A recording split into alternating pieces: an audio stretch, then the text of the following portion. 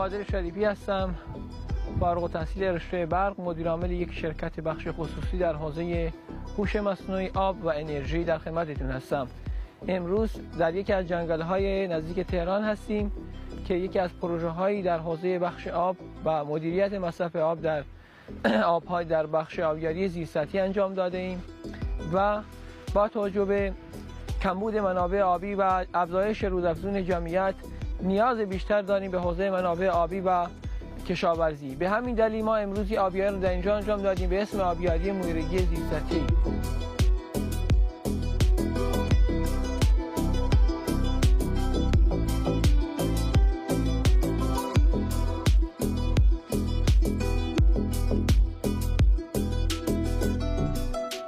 این آبیاری بهره گرفته از سنگ‌های آذرین و سنگ‌های آهنی است که ما از ترکیبی از این دو تا سنگ اومدیم یک پک آبیاری زیرسطحی را انجام دادیم و از طریق لیزر مویراک‌های مصنوعی یا کریستال مصنوعی را در داخل لایه این سنگ‌ها ایجاد کردیم. وقتی که آب وارد این سنگ‌ها شده و وارد کپسول ذخیره شده، از طریق مویراک‌ها به سمت دیواره سنگ‌ها، دیواره بیرونی هدایت شده و از اون طریق آب به ریشه گیاه و از طریق خاک و رطوبت ریشه گیاه یا درخت آب و جذب خواهد کرد.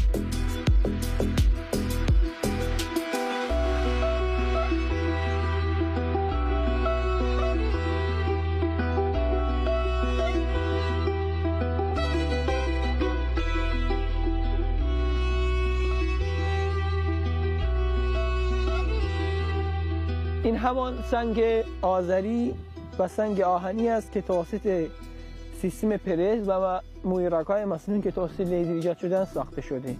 آب وارد این سنگ شده یا وارد کپسول ذخیره این سنگ مویرگی شده و از طریق این دیواره آب به سمت بیرون هدایت شده. خودتون هم میدونید این آبیاری احتمالا مال دیروز بوده که آبیاری صورت گرفته است یا پریروز. احتمال مال پریروزه که مال امروز نیست. یعنی یک روز اینجا آبیاری الان صورت نگرفته. یعنی 2 روز پیش آبیاری توسط این سنگ به خاک و از طریق رطوبت ریشه گیاه آب و جذب کرده است.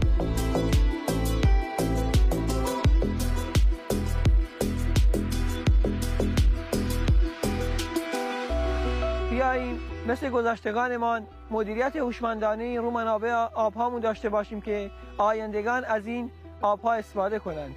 کشاورزی بیشترین منابع آبی در ایران رو مصرف میکنه. 75% مصرف آب در بخش کشاورزی است. پس تنها راه چاره این است که ما بیاییم از روش‌های نوآورانه و هوشمندسازی در بخش کشاورزی استفاده کنیم تا بتوانیم هم بهره‌وری محصولات کشاورزی رو بالا ببریم و هم بتوانیم منابع آبیمون رو مدیریت کنیم. به همین دلیل ما به عنوان یک جوان ایرانی و برای آیندگان احترام قائلیم که بتوانیم آینده ایران را آینده خوب و با توجه به مدیریت منابع آب آینده بهتری بسازیم برای آیندگانمان. خواهش میکنم مردم عزیز به آب توجه داشته باشید و کشاورزان عزیز و منابع آبیمون رو همینطوری به هدر ندیم.